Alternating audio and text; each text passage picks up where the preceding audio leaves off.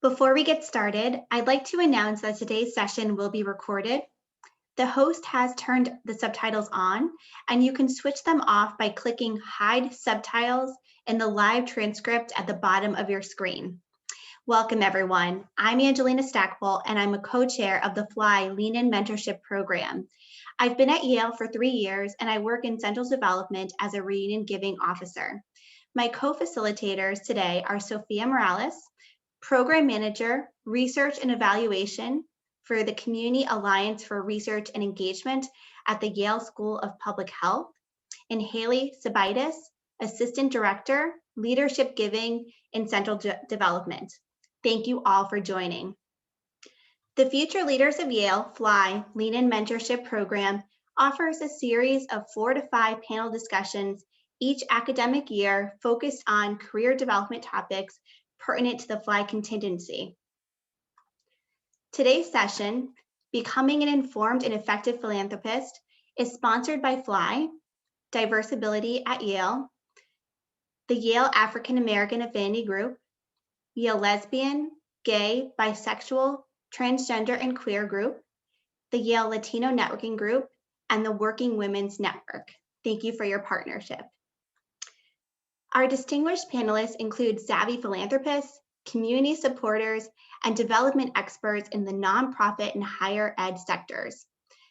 The panelists will discuss how they determine which organizations they support financially and through volunteerism, the personal and professional benefits of supporting nonprofit organizations, and how to get involved and determine the best opportunities for you. We'll have plenty of time for Q&A at the end, so please submit your questions as you think of them throughout the session in the Q&A box at the bottom of your screen.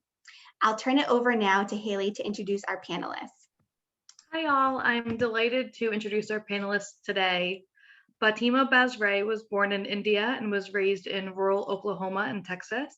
After living in Rome and graduating from the University of Texas at Austin, she moved to San Antonio, Texas to teach. She currently serves as the Director of Innovation of InnovateHealth, Yale at Yale University. In her role, she works with students, faculty, staff, and community members to support social ventures in health and education across the globe. She is active in the educational equity community and has presented nationally on panels, including those for Dream Week, the American Association for University Women, and Leadership for Educational Equity. She also served as the vice chair for San Antonio's ISD's 2016 bond committee, which oversaw a $450 million bond, and was a founding member of SA Rise, an educational equity community organizing group. She was named to Forbes 30 Under 30 in Education list for 2018 and is dedicated to ensuring educational and health equity for vulnerable populations globally.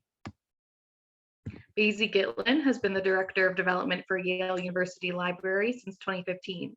Basie joined the Yale Office of Development in 2012 as a stewardship writer. From 2013 to 2015, he worked as a gift officer at the Yale School of Management and led the school's first reunion fundraising efforts. He holds a BA in history from Yale College and an MPhil in early modern history from Pembroke College in Cambridge. In his spare time, Basie serves on the boards of the Grolier Club, the Morey's Association, and the New Haven Museum, and as librarian of the Elizabethan Club and co-chair of Yale's Adrian Van Sinderen Book Collecting Prize. A fellow of Davenport College, he's both a college advisor and a personal librarian to Davenport students. He's also served Yale as a board member of the Yale Alumni Fund and the Yale Club of New Haven, co-chair of his 5th Reunion Gift Committee, and an interviewer of prospective Yaleys with the Alumni Schools Committee. Miranda Monfilston received her BA in psychology from Georgia State University in 2010 and a dual master's degree in industrial and organizational psychology and community psychology from the University of New Haven in 2014. As part of the Office of Diversity and Inclusion since 2013, she's had the pleasure of working very closely with Yale's 8 affinity groups. In a volunteer capacity since 2019, Miranda served as a board member of the Connecticut Women's Education and Legal Fund, chair of the Future Leaders of Yale Community Outreach and Civic Engagement Committee, and a steering committee member of the United Way of Greater New Haven chapter of Women United. Miranda also served as founding chair of the Working Women's Network Recognition Award Committee from 2015 to 2021 and has been involved with the Yale African American Affinity Group Professional Development Committee since 2015. She is passionate about professional development, career advancement, mentoring, community outreach, and advocating for women of color. Fallon Thomas is a New Haven resident who grew up in the West Rock and Dixwell neighborhoods.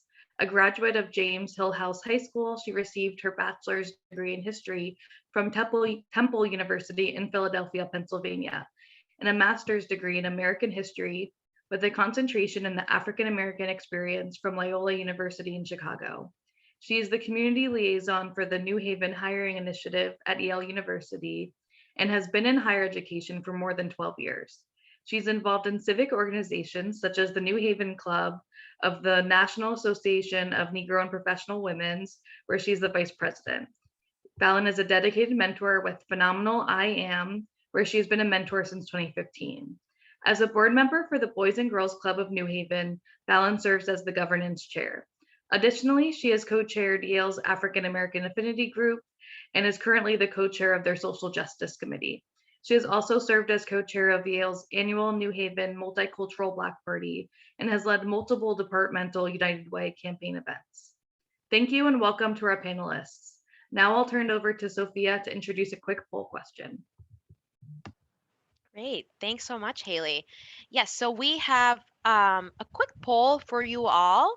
Before we, of course, turn it over to our panelists, we want to hear from you, our audience, about your current involvement with nonprofit organizations. So I'm going to take this poll live. All right. You should be seeing the poll question momentarily. So take a look at the question, let us know what situation is most like yours. And I'm starting to see some results coming in. We'll give folks just a moment or two. Great. All right, I still see some responses coming in. All right, let's see what we have here. I'm going to share these results with you all. This is great. So this gives us a sense, some context for our conversation with our panelists. Great, thank you so much, everyone. All right, bear with me for a moment. There we go, great, fantastic. So I would like to start us off with this conversation, and I actually have this first question for Basrai.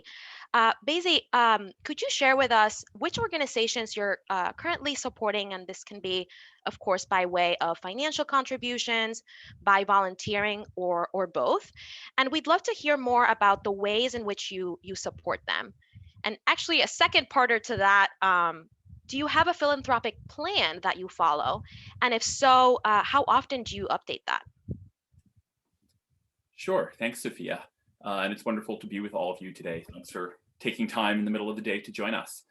I'll answer the second part of your question first. I really don't have a plan per se, although having worked in the reunion fundraising world, I will admit that I've come around to the way of thinking where every 5 years, when you have a reunion, is a good time to reassess your giving to your alma mater. And so I tend to follow that and tend to think in 5-year pledges, as many people in development do.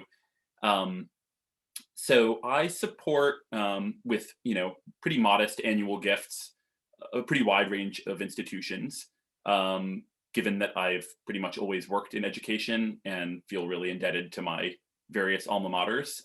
My high school and Yale and Cambridge are always on that list.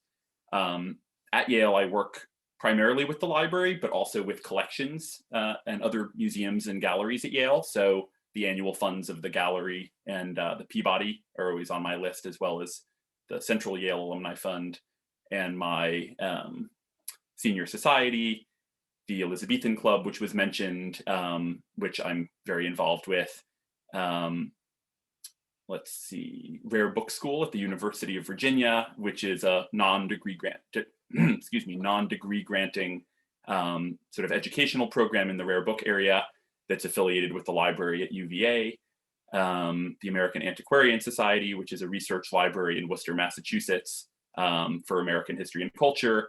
The Grolier Club, another bibliophilic organization called the Club of Odd Volumes in Boston that I belong to. I think that does it. I might be forgetting one or two, but it's a long list, and those are modest gifts in all cases. But I really believe in annual giving as a way of sort of registering your interest and support for organizations, and in many of those cases, $50 or $100 or $200 can mean a lot to those organizations. So in terms of dollars, that's where it goes. And as Haley mentioned, I'm also pretty involved in governance in a few of those cases. So, and I know we'll talk more about the different ways that can benefit an organization and benefit you as someone who's involved in an organization.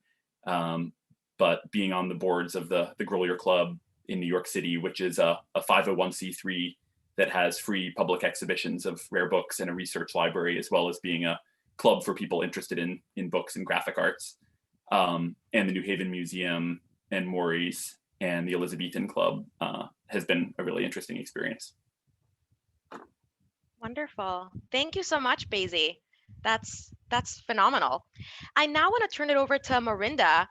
So Marinda, we're curious to hear from you. How do you determine whether to support an organization by way of financially or by volunteering your time? And what motivates you to give back to nonprofit organizations and to the community? So thank you for the question, Sophia.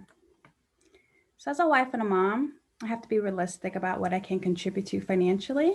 And so given this, I'm currently only able to offer a regular financial contribution to the organization that I serve on the board for, and I'm very transparent about this. In terms of volunteerism, I prioritize organizations and opportunities that are looking to leverage people's time and talent. And as a resourceful person, I will help to get the word out and seek out financial commitments from my networks with aligned interests and discretionary income. In terms of what motivates me to give back, growing up, I watched my grandmother selflessly give as a registered nurse for over 45 years, and I've spent my life trying to figure out how to authentically do the same. Also, as an African-American woman from the South Side of Chicago who was raised by a single parent with 3 younger siblings, I know what it is like to struggle. And so I'm consistently reminded that there's always someone who needs help, and my passion is to help and give back where I can. And to quote our current Vice President of the United States, Kamala Harris, as written in her book, The Truths We Hold, An American Journey, I truly believe that our duty is to improve the human condition in every way we can for everyone who needs it. Thank you so much, Marinda. That is such a beautiful quote. Thank you so much for sharing that.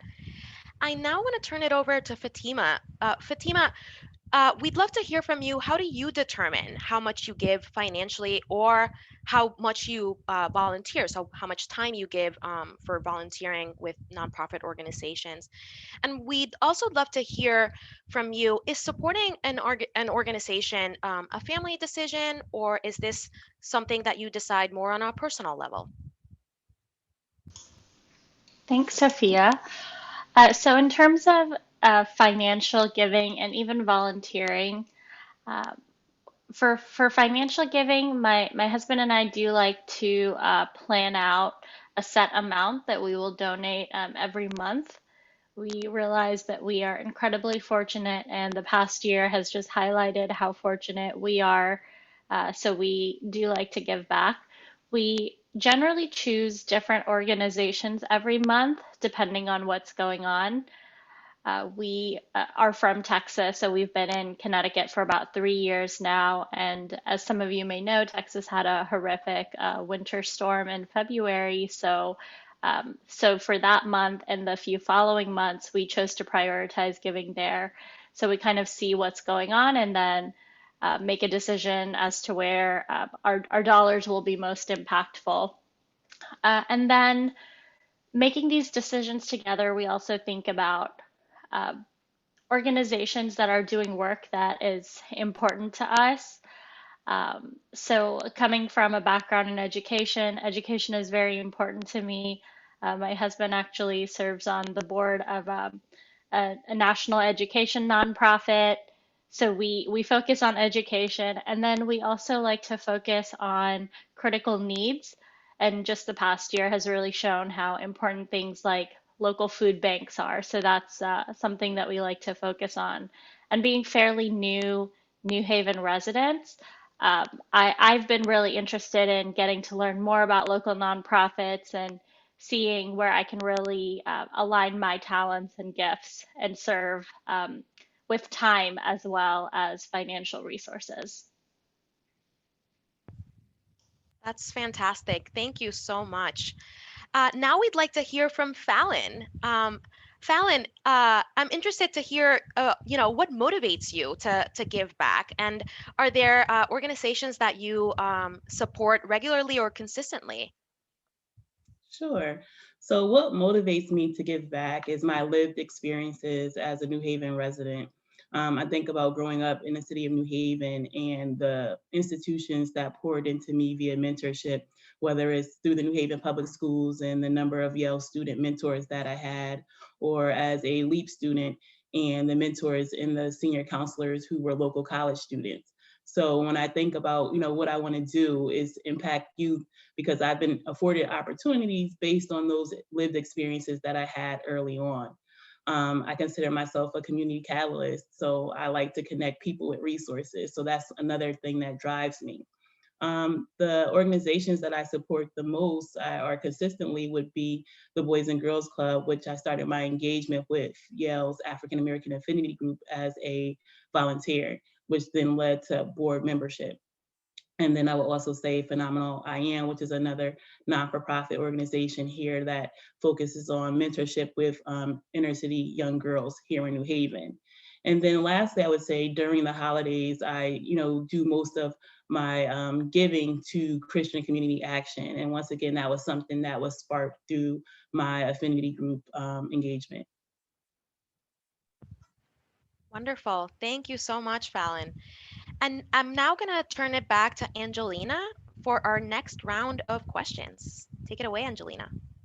Thank you, Sophia. So I found in my volunteer roles that I've been able to enhance skills that I wouldn't necessarily be able to focus on and hone in my day-to-day job. Miranda, turning to you first, can you please share with the audience what skills you've enhanced personally through your volunteer roles? Yes, thank you, Angelina. So I've certainly become more comfortable networking and getting to know complete strangers. I've also established a diverse network with genuine connections. I've also become an expert on recognition awards, despite not initially knowing anything about them when I decided to volunteer to help make and sustain the first Affinity Group Recognition Award. And most recently, I've executed ideas into meaningful virtual events, programs, and initiatives through creativity, innovation, and collaboration to increase engagement during COVID. So for example, to date, I've led the planning efforts for 39 Fly virtual community outreach and civic engagement events and 25 YAA virtual personal and professional development events. Wonderful. Thank you, Miranda. And I know you've been a terrific partner with all of our Fly events and programs. So thank you for that. I'm going to turn it over now to Fallon. Fallon, would you mind sharing an example of a connection you made through a role with a nonprofit organization that has ended up benefiting you professionally? Sure. So my engagement with the New Haven Club of the National Association of Negro Business and Professional Women's Clubs Incorporated, as a member before becoming leadership, I would volunteer and we would engage with other community organizations. And so with that engagement, I got to know other figures within the city at different non-for-profits and city agencies. And through that, I've been able to leverage those connections in the outreach that I do for the New Haven Hiring Initiative. So reaching out to those entities to then be able to source local applicants here in New Haven to match as great hires for the city. Great, thank you so much. And Fatema, I'm going to turn it over to you and pose the same question. Would you be willing to share an example of a connection that you made through a role with a nonprofit organization that has benefited you professionally? Yeah, absolutely. So before coming to Yale, I lived and worked in San Antonio, Texas, and I was very involved in the community education space. And a nonprofit organization I actually joined as a volunteer was an organization called Leadership San Antonio ISD. And I volunteered with them, worked with them for about 2 years, and then because of my close affiliation with them, when the current executive director left, I was asked to apply for that role. And I applied for that role and I became the executive director for that organization. And that organization just impacted my life in so many wonderful ways, from getting to serve as the executive director and really taking my experience that I'd had as a member and as a volunteer and kind of shaping the organization and growing it. So that was probably the most impactful career move that I had made to date at that time. That's excellent. So it sounds like that example with your role as a volunteer translated directly into a full-time position for you, which is exciting. And I know I've heard countless stories of friends and colleagues who have gotten involved in volunteering for nonprofit organizations and end up, building professional networks that ultimately land them their next position. So that's great to hear. I'm going to turn it over to Basrai now. Basrai, have you ever had to politely decline an invitation to support an organization because it wasn't the right fit or time for you? I'm sure we've all been in a situation before where a friend or colleague has invited us to take on a leadership role or a volunteer position where, maybe we're not comfortable, we just don't have the bandwidth, it just doesn't align directly within our own philanthropic priorities. Can you share an example and also share with the audience how you approached that? Sure. So I can think of several examples. In one that comes to mind, I was asked to join the board of an organization, a music-related organization here in New Haven, that is a terrific organization, with great impact and an interesting history that does really good work, but with which I actually have never really had any personal connection or engagement. And so it came sort of out of the blue for me as someone who's interested in organizations and how they function and likes to be involved. I appreciate the work of the organization, but didn't feel that it was really that there was a connection for me, or that it was a logical place for me to devote time and energy. And that's pretty much what I said to the person who asked me to consider it. I've also been asked to be president of organizations a few times and have turned that down. And in each case, the situation was essentially that either I didn't feel the level of connection to the organization, even though I was already involved, to want to be able to devote that kind of time and attention to serving in that role, or in one case, I felt I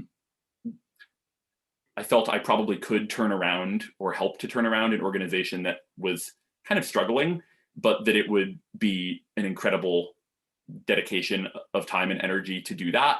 And to be candid, I just didn't think at its base, I was not confident that the organization did significant enough work to be worth that investment of time. And I thought they needed more of a total strategic realignment than I had the sort of energy or interest to devote myself to.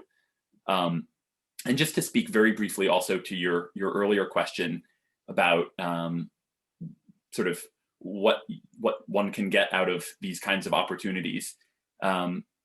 Something that I think has really been powerful for me over the last several years was the degree to which I could engage in certain kinds of organizational work that were not a part of my regular job through board service. So for example, before I had any direct reports, I was involved a number of times with recruitment efforts or hiring efforts for various organizations, or reviews of the chief executive of an organization. And so sort of had more insight into how those things work than I had any chance to have professionally.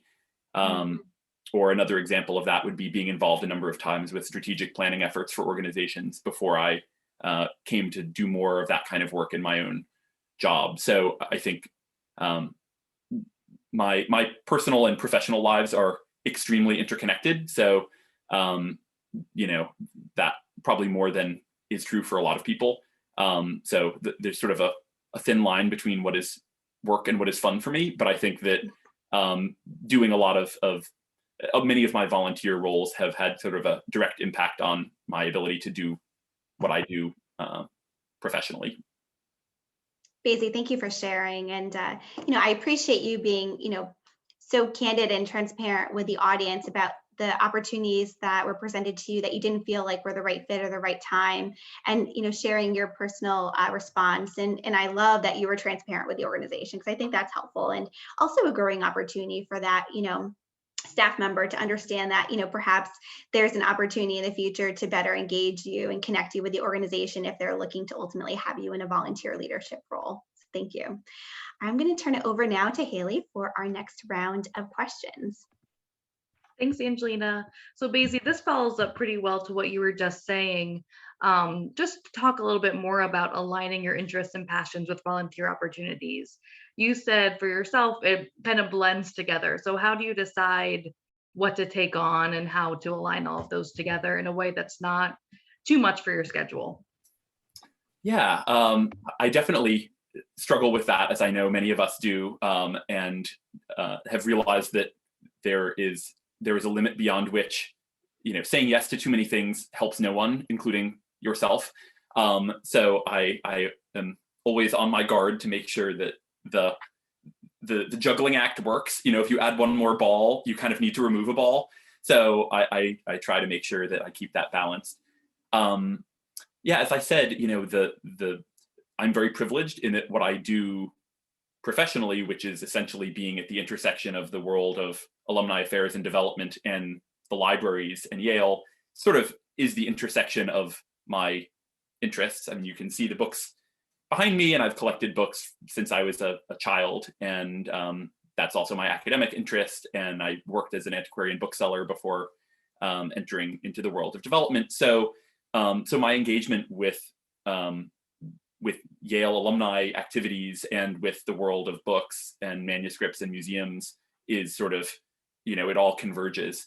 And I think where that's been interesting for me is that, as I alluded to with some of the sort of structural stuff around organizations, I think that my engagement with organizations like, for example, the Grolier Club or the New Haven Museum, which are both organizations that were founded in the 19th century, that have large and complicated collections, that have exhibition schedules, that need to make decisions about curatorial decisions, or think creatively about how to diversify the kinds of stories they tell in the 21st century. Those are also conversations that I'm a part of in my work at Yale.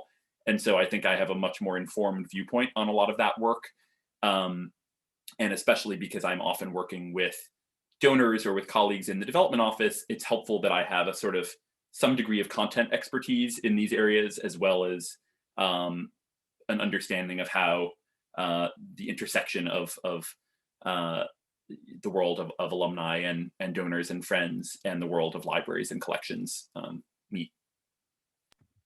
Thanks, Basrai. I think that's great advice to not only align your interests, but also your area of expertise to really add value to your volunteerism.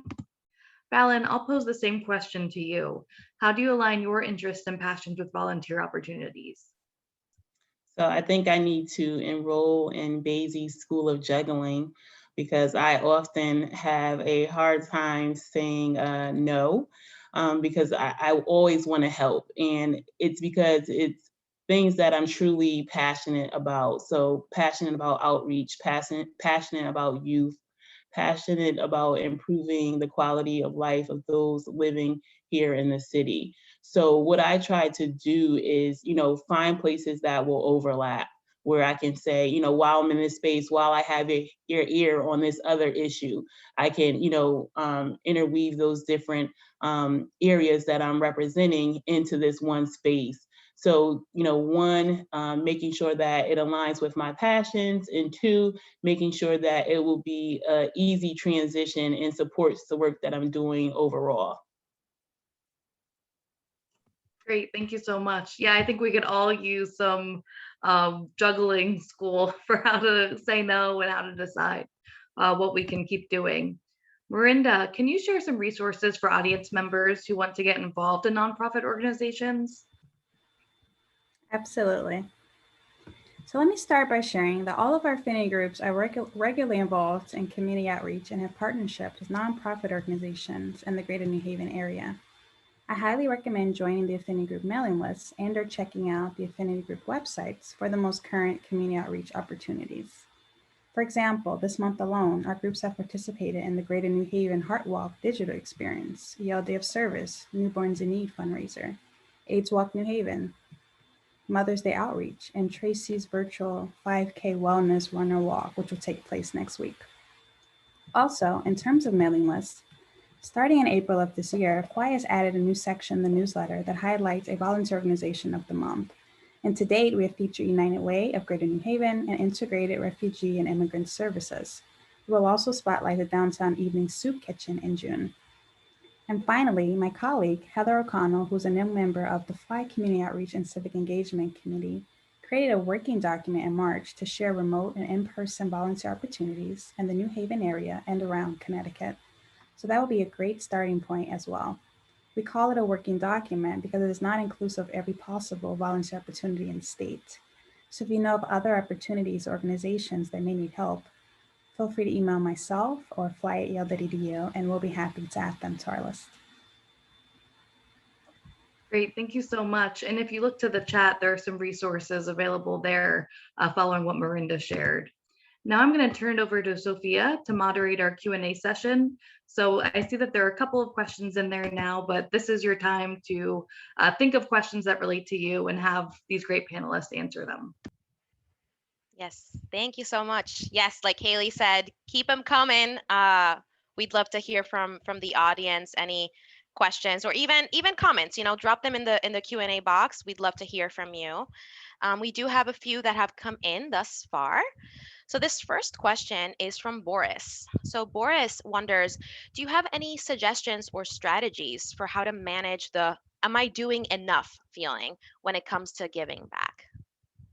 And anyone can take this question. Any takers? I'm going to choose, let's see. Fallon, could you kick us off? Sure. How I look at that is, one, financially knowing where you're comfortable, because for instance, recently given the Great Give, and if you're connected to so many organizations, you're going to be expected or solicited to give to those organizations. So doing a plan, making sure you plan out the year as far as where you're going to give, because there's the Great Give, and then there's one-offs for those organizations for fundraisers, then there's the final appeal. So you probably are what I call spread the love. That's my approach. And then also to your time, and making sure that you have a balance between work and then your personal life, and then what you want to do as far as giving back. Most of the time I have to tell myself that you can't do everything, like you can't save the world. So, try to look at your schedule to see where your time will be most effective in supporting these organizations, and how impactful are the projects that you're aligning yourself with in those organizations. So I completely agree with what Fallon mentioned. I also wanted to add in terms of your time, right? And then also, like we've been talking about, this concept of juggling and saying no. I think also, as someone that wants to always help, and I'm always looking for ways to help and figure out, how do I make that balance? Making sure things align with your schedule is important. But then I've also become more comfortable this year in particular, right? Being realistic and just having to say no in those situations where honestly, I'm just not able to juggle anymore, right? And so I think, that's important as well. And then, I really focus on organizations that are not just looking for money, but they really do treasure your time and your talent, right? And so oftentimes, particularly as what's been mentioned, if it's related to your passions or what you do or an extension of your day job, there are other opportunities to really interweave that. And so maybe it doesn't feel like work, right? And so that helps as well. Miranda, I think you bring up a really great point. When we feel like as volunteers or donors that our support is appreciated and being recognized, it just makes us want to continue doing more within our means. I've definitely been in situations before in volunteer roles where, perhaps I don't feel as appreciated or that my work's being recognized, my time, and it's made me sort of pause and reconsider whether it's the right volunteer role for me, because there are so many organizations that are worthy and that need support, and our time is just so limited. So I appreciate you mentioning that comment as well. Yeah, that's great insight. And basically I should also join your school of juggling. Yes, so if you're taking new students, let me know. No, that's wonderful. I need to take the course myself. So. A refresher. Great. Basically, actually, let's hear from you. Do you have any thoughts about all that? Additional thoughts? I'm not sure I have any great additional thoughts that haven't already been shared. I think maybe I would just say, in terms of the juggling, and others have alluded to this, and I like Fallon's point about being involved in organizations where you really care, and that's why you're devoting time, and that's why you're interested in financial support, because you're all in, you're invested in that organization being successful. It's a part of your, it will feel like success for you if the organization is successful. And I think for me, if I'm not excited enough or personally invested enough in what that organization does, or in the case of the alma maters I mentioned, grateful for receiving scholarship support, grateful for opportunities that I've received, and wanting to pass along those opportunities to others, then it's not the right thing. Absolutely, wholeheartedly agree. Fatima, for you, I am curious. Do you have any suggestions or any strategies? In your case, how do you manage that feeling? Am I doing enough when it comes to giving back, be it by way of financially or volunteering? Any thoughts about that? I would say for me, it's a constant practice of tuning into myself and trying to understand what my boundaries are, and making sure I have enough time for myself and my self-care. So that's super important. And I think this past year has just shown me that, um, to be able to give to the world and to give to our families and our friends and our pets, we really do have to start with ourselves and start by taking care of ourselves and making sure that our needs are met, all of our needs. So that is kind of where I start. And it's been interesting because once I feel like I've taken really good care of myself, I do have more energy to give to organizations, to give to other people. So that's kind of my baseline for starting. And yeah, that's my one insight to share right now. That's wonderful. Yeah, really being able to self-reflect and check in with yourself is so important. Throughout this process, volunteering can be emotionally taxing at times. So it is important to keep yourself in check, and time is the most valuable resource. So that's wonderful. Thank you so much. We have another question here from our audience. This question comes from Ash. What is your advice for getting involved with an organization for the first time? So, starting off with an organization for the first time. And they're also wondering, have you had to try multiple organizations before you find that right or that good fit for you? And I'm going to kick it over to, let's see. I'm going to kick it over to Fatima again. I'd love to hear from you, Fatima. Yeah, for sure. I would say, I think trying multiple things is definitely a good fit.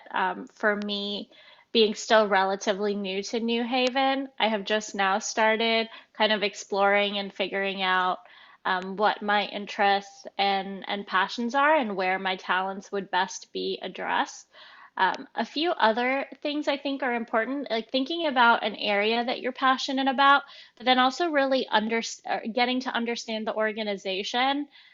For me personally, I like organizations that are smaller. The organization that I used to lead was a one-woman show, and I was the one woman. So I know how much smaller organizations require support. And there's the opportunity to make a bigger impact there. So I've noticed that I really like smaller organizations. I like organizations that have a really deep root in the community, meaning that they are very local, hyper local, and doing things at a hyper local level. That's pretty important to me. So I think thinking about all of those things and then perhaps even talking to either board members or staff members or other volunteers about their experiences, and then just taking it from there. That's great. Thank you. Thank you so much. That's great insight. Marinda, what about you? Do you have any advice for our audience, for getting involved with an organization for the first time, or in your experience, have you had to try multiple different organizations before you found the right or best fit for you? So I think part two of that question is interesting. I can't think of a time I've had to try multiple organizations, but I also feel that the passionate person that I am, I'm not really one to give up either, right? So I can't think of an example where I've had such a horrible experience. I was like, I'm done with that organization. Usually I just try different approaches, or it's usually a lot of time there's an issue of engagement. And so just working with individuals to figure out how do we, again, keep focus on our mission to get the best out of the experiences. But I will say, I think my first thought was really just go out, just go out there and do it. However, as I mentioned, there are all these wonderful listservs, and not just, limited to Yale. I would say so as someone is a transplant to Connecticut, the way that I learned, like, hey, what's there to do in New Haven, or what's there to do in Connecticut? What exists, right? Using the website, Googling online, I'm looking in newspapers and just going out and meeting people. And that's really through those connections. That's how I've learned about these different organizations or these different events. And then, that's when you learn about all these volunteer opportunities. And so that's what I mean by go out and do. It's like, oh, if you're, naturally curious, go to an event, see what it's about, and talk to someone that's involved, learn more, and then maybe, take baby steps. Oh, okay, I attended this walk. Maybe I'll be a volunteer. Maybe I'll lead. Maybe I'll join a team. But I think really, like, newsletters are a great way, particularly, since everything is online, because that information comes to you. And oftentimes I'm not interested in everything, but maybe there's something newsletter that stands out to me. It's like, oh, okay, I'd like to learn more about that. And so I really do recommend that way as well. Wonderful. Thank you so much. This next question comes from Christina, and I'd like to pose this question for Fallon and Basie. So the question reads: do you have any best practices or tips you could share for cultivating new or future volunteer or philanthropy groups in which you are already involved or leading? So cultivating those those groups or those relationships with those groups. Any tips that you have? And Fallon, I see you've unmuted yourself. Do you want to take a stab at that? Sure. I would say it's all about networking. So the more you network, the more you can offer to the group that you're aligned with. And, understanding the needs of the organization and where you want to be most active within that organization, and then going out and doing the research. So if you see there's a need for financial support, you're going to go out and you're going to research grants and things of that nature, or you're going to become very active in their financial campaigns. If you feel there's a need for resources to, say, come into that organization from the community, you're going to go out and you're going to do the outreach to bring these organizations in as a resource.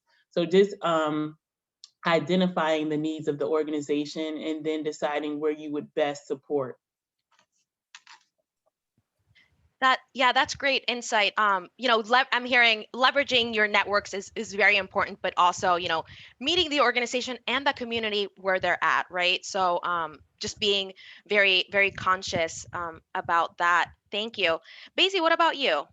Yeah, so I agree with everything Fallon said, and I don't know that I have anything else to add specifically for that question, but I will say that relating to the sort of fundraising aspect of volunteer work, there have been times when I, as someone who works in that field professionally, might be glad to be involved in an organization because I care about their work, but not interested in supporting their fundraising work. And I think those of us who work in this field, sometimes people's eyes get really big in organizations when they see that you're someone who will, make small gifts for pretty much any worthy organization and are already involved in many of them. And they think, oh, great, perfect. Often young people are sort of in short supply in some of these, certainly in some of the organizations I'm involved with also. So the thought of someone who's young and philanthropic and good in organizational environments gets people really excited. And I've had to say point blank several times, I'm happy to be involved, but if there is a development committee, I'm not going to be on it. If you want advice on your solicitations, I will not give it to you. Like, I just need to, I'm not here as a development person, but I might be here for my perspective on collections or general sort of governance knowledge or whatever it is. So I've gotten more and more comfortable with sort of laying those ground rules before I get engaged. Excellent point. Excellent point. Basie, Totally, yes. Such a great point. And as someone else in fundraising, I've had that experience many a times. And I found for me, when I'm trying to volunteer, I'm trying to focus on those different skills that I don't get to hone in my own professional situation. So I think that's something great to think about. Just because you're in a certain skill set professionally doesn't mean you are pinned to that area as an opportunity to volunteer. That actually reminded me of something that Fatema had mentioned. Setting those boundaries for yourself is so important in this type of work or in this process, and also doing that self-exploration. What do I want to accomplish, or what do I want to get from this, and what are things that I'm just not willing to engage in, and that's healthy, and it's very important. So thank you so much. We have a couple of additional questions that have come in. Thank you for these wonderful questions to the audience. So let's see here. So this question, I would love to hear actually from Fatema, because I believe you had mentioned that you started a nonprofit or something along those lines. So the question reads, this is from Bronte. Have you been involved in starting a nonprofit, and how did you start finding people to volunteer or to donate? Yeah, I'm happy to answer this. I currently work in the field of startups, even at the university. So this is something I'm really passionate about. So I was a part of an organization back in Texas that was a nonprofit organization. I didn't start it, but I eventually became the executive director. So I did take responsibility for fundraising and creating that development plan. And it was a one-woman show. So happy to chat with anybody one-on-one about what that's like, because it is a lot. So let me read her. So start finding people to volunteer / donate. So the great thing about that organization was that it came with a pool of people who were very passionate about it. The board of directors was about 5 people, and I think building a board when you're starting a nonprofit is probably the most important thing you can do, especially when you're starting a new nonprofit, and really finding those people who are going to be the founding board members who are really passionate and committed.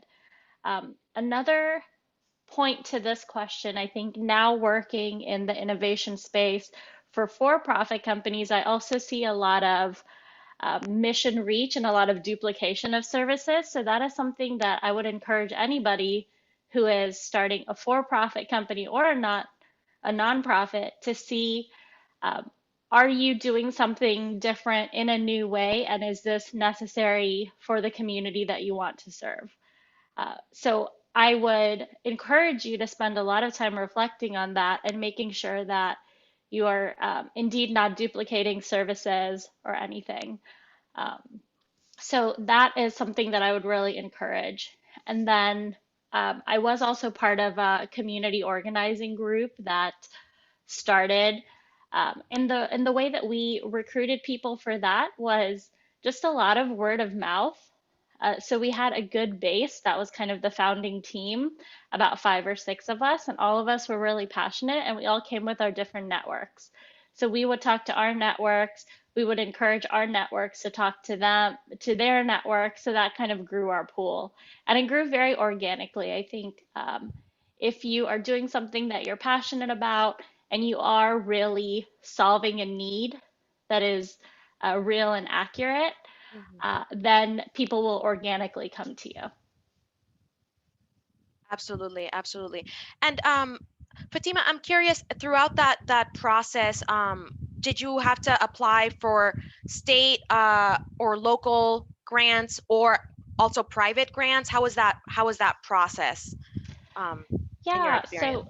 so for the organization where I was executive director, we were a 501(c)(3, and because we were a very hyper local education focused organization, we applied to a lot of hyper local grants. So the one school district that we worked very closely with was the San Antonio Independent School District, and they actually had a development team and funds set aside for community organizations, so they would give us funding. The great thing about if you're starting something and you have this ability to be lean, um, we didn't have that many costs. So even if the grants were smaller, we didn't have huge overhead, which is great. I was the only person on staff, and it was a nonprofit salary, which is, normally less. And I also worked from my home office, so it wasn't that overhead of buildings and utilities and things like that. So, and I definitely recommend having somebody on your founding board who has experience with finances and financial planning. That can definitely be helpful as well. Great. Thank you so much. So this next question ties in with some of what Fatima was saying. You know, she was talking about a hyper local organization. So I'm going to pose this question to our other panelists.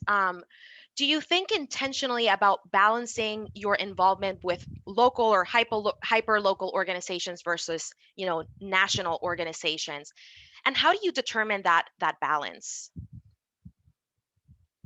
And if anyone wants to take a stab at that, we'd love to hear from you.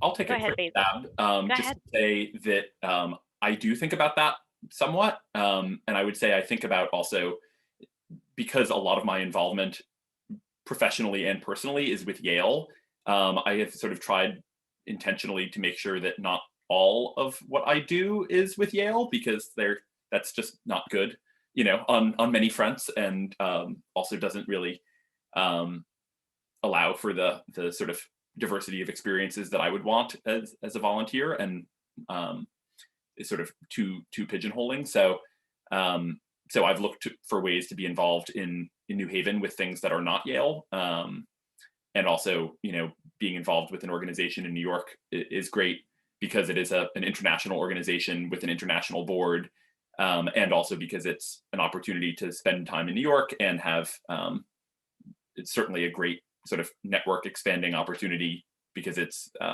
sort of one of the key organizations for the world of books. Great, thanks so much. And I think, Fallon, I had seen that you unmuted yourself. Anything you would like to share? Yeah. Well, I'm all things local, so everything that I do is pretty much local. And if it's national, then I look at, the impact that it has regionally or locally. So when I think about the United Way, I've done a lot for Yale and the United Way. And even when I do my own payroll deduction contributions, I link it to, or say that I wanted to go to somewhere locally. So that's how I decide, how I'm going to give or how I'll volunteer with the impact that it'll have in my communities. Great. Thank you so much. I just wanted to Miranda, chime in. yeah, take it away. Absolutely. So great question. As I mentioned, I'm a transplant in Connecticut, so I've kind of found it to, made a point to be involved, and then also like beyond Yale. So I live in Cromwell, and so there was a point where it was like, okay, I do want to be more involved in New Haven, right outside of Yale University, and so I've certainly made a point to do that. But then also with the board that I'm on, they represent the state, and so I found that as a wonderful opportunity, right, to also expand my network and get to know what are we doing, what are the impacts, what are the priorities on a statewide. But then also, again, because I live in Cromwell, I am looking for opportunities where I live as well, right? And I'm open and always looking for opportunities to get involved where it's needed. And so right now, like, again, in terms of the balancing, it's like, oh, there's an organization I've learned about that is actually in Hartford. And because everything's virtual, like I now have opportunities to participate, whereas previously I may not have. And so I think being open to that, and then, just being mindful, right? What's the need? How does this tie into my schedule? Especially now that we're virtual, I feel like there's so many more opportunities to engage with organizations, whether they're nationally or locally, just because a lot of it is online. Miranda, I think you bring up a really good point. I just wanted to expand. We talked earlier in the session about how volunteering with nonprofit organizations can provide some advantages and benefits to your professional world. Your point about personally, living in Cromwell and wanting to look for organizations to get involved there. Just want to really highlight that, because there are opportunities certainly to, get involved with organizations that benefit you personally. So if you've moved to a new town or new state and you don't know anyone and you want to start making connections. I me personally, we moved to a new town during the pandemic, which wasn't a time where it was easy to get to know folks. And I was able to get to know other moms where my daughter attends preschool just by volunteering in various roles. So I found that to be really fulfilling. Definitely. I want to ditto. I want to echo that. And, COVID has definitely thrown a wrench in our lives. I mean, it's been something else. And actually, this next question ties into that. Could you, any of the panelists, could you tell us about how COVID-19 has, in the past year, has changed the way that you think about philanthropy or the way that you engage in volunteering? And if you could you share or tell us about a particularly fulfilling volunteer experience that you've had in the past year during these trying times? And anyone can take that. So I'm happy to jump in. Absolutely. Go ahead, Miranda. So great question. I would say, well, it's a two-part question. In terms of COVID, as I was just mentioning, yes, things have changed, and it's taken some time for us to be creative about, okay, how does this translate online? But honestly, it's given me an opportunity, as the lead for our community outreach committee, to really think about, like, how can we creatively, beyond just financially, right, help these organizations. And so I've been so impressed by a variety of nonprofits like that may have typically had in-person walks, just by their commitment and creativity in terms of really changing things and making it even more accessible, right? Thinking more broadly about how can we use this opportunity to increase our impact beyond the state of Connecticut. So I've been really impressed and inspired by that, and have really thought creatively about, what is this, how does this translate to our affinity groups, right? How can we still help beyond just, giving money? And so I found that to be very helpful. And then as far as sharing an example in this past year, I'm really passionate about Women United. That's an organization that I think has done great work prior to COVID, but certainly during COVID, just being mindful, okay, what are the needs, right? Let's shift our priorities. What are the needs right now? What are the, who are the populations that are being most affected? Let's talk to them. Let's find out how can we help them. And so one of the groups that we've supported is the Mayo School. And also, again, during COVID, right, it's affected all of us, but just thinking about how do we continue to support local schools. And so everything's been virtual, but they've been so thankful for the support. And it's small things like, helping to raise funds or purchase kits for outdoor activities. or books, right? And so, this year Read Aloud was completely different. It was all online, but again, more people have been able to participate, and it's still so impactful, right? So just being more mindful of how we can certainly still have an impact, and especially now.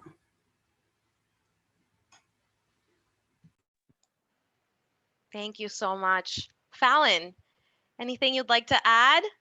Sure. I have two examples to go with the two-part question. One, just through COVID, looking at how organizations were able to pivot to a response to the community.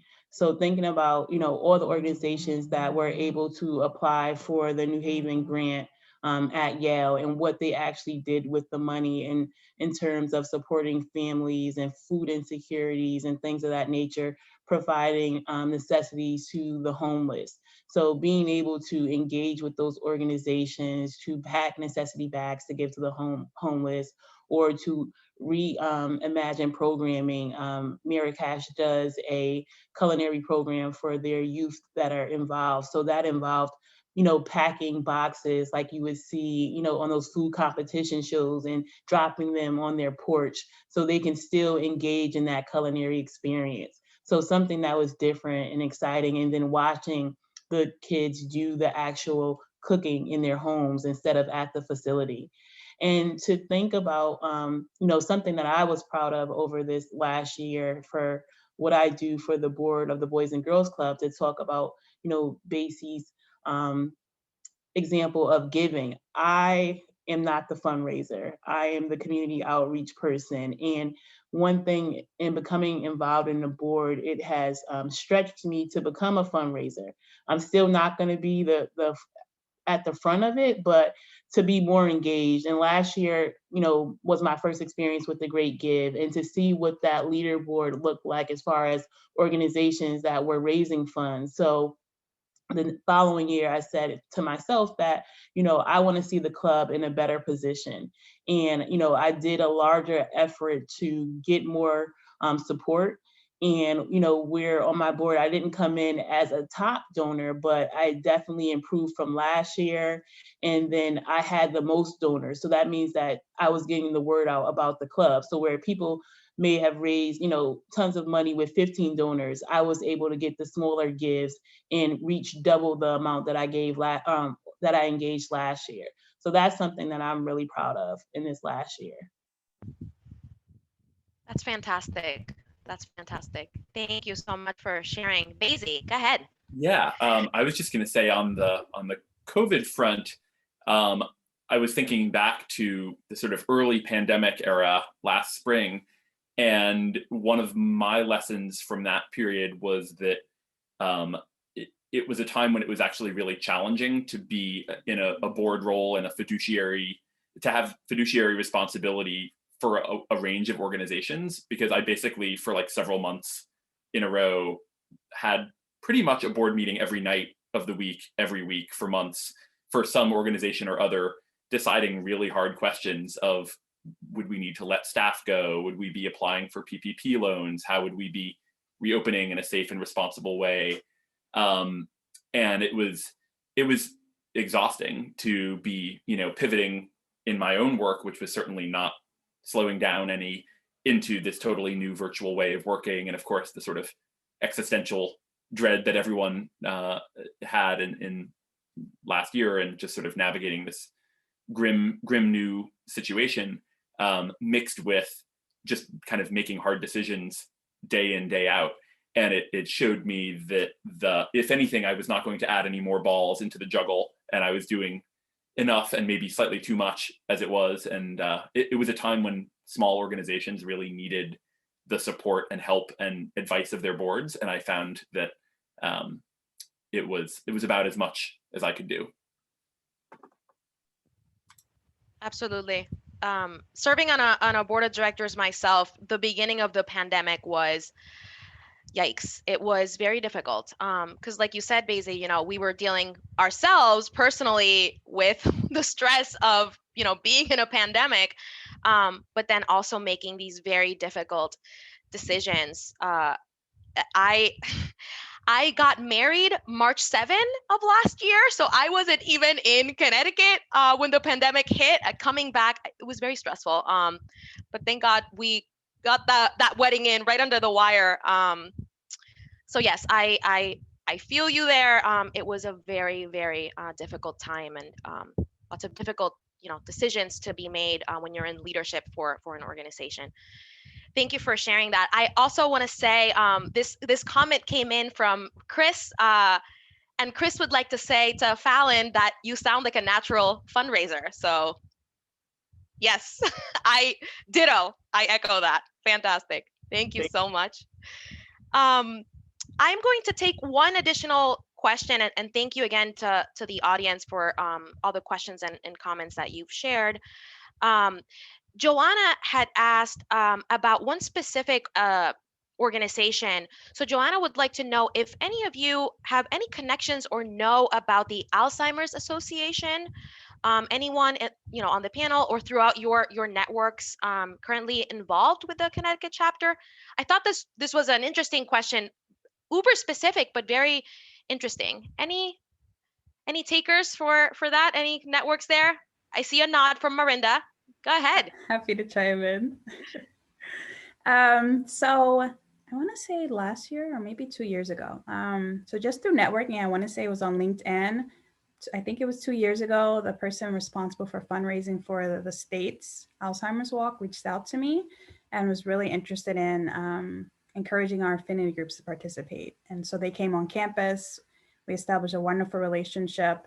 And then they convinced, I want to say at least 6 of our 8 groups created their own team. It was my first time participating in the Alzheimer's Walk. And it was fantastic. I've done a variety of walks, but in terms of the physical turnout, it was amazing. I know it was in Greater New Haven. I know last year we continued, I think last year we just did 1 team, but I will say the director has since gone on to another role. And then I know this year there was a new director who I just received an email from saying that they're taking a new role as well. So it definitely seems like it's a pipeline for other opportunities. But I also want to share, I think they're trying to have the walk this year, which will be at the end of September in person, but we do have an affinity group team. So while I don't know the name of the person who's currently in the role, I'm happy to share information about those individuals prior who can certainly get you and connect with the right person. But they're a wonderful organization. Alzheimer's affects a lot of us in more ways than we know. And so I'm happy to talk to the individual that submitted the question to provide more information. And then I'll also drop in the chat the link to our affinity group team for the upcoming walk, whether it's in person or virtual this year. Thank you. Go ahead, Thank Angelina. You so much, Miranda. Sure. One of the things that I'm realizing before we wrap up hasn't really come up much during this conversation, and I think it might be helpful just to touch on is, as we're getting involved in organizations, we want there to be some sort of succession planning, right? We're not signing on to take these volunteer roles forever. And so I would just encourage everyone, who's currently involved in an organization or thinking about just getting started, to ask those questions of the nonprofit. What is the term for this volunteer role? Is there a succession plan in place? Like, how does that work? And, just to ensure that there is that continuity of leadership and support, once you're ready to move on to, other things. And I'll just throw this out to the panelists if you have anything else to add to that point.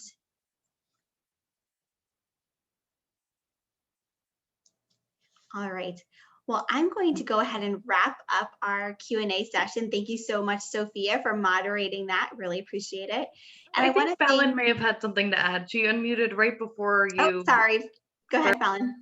Oh, I just wanted to add, staying close to the strategic plan that the organization has. And then when you think about recruitment, you're trying to fill those buckets, and that also helps to support your succession planning. And then, while people are joining, you're helping to groom them based on that strategic plan, so they can then feel empowered to step in when it's time for you to move on to the next venture. Thanks, Fallon. And I've also seen things work really well where there is a time frame where someone's in sort of like a vice chair position and they're learning and sort of being mentored by the president or chair of the board or committee is always super helpful to have that opportunity to learn directly from the leader before taking on that role for a seamless transition. Thank you.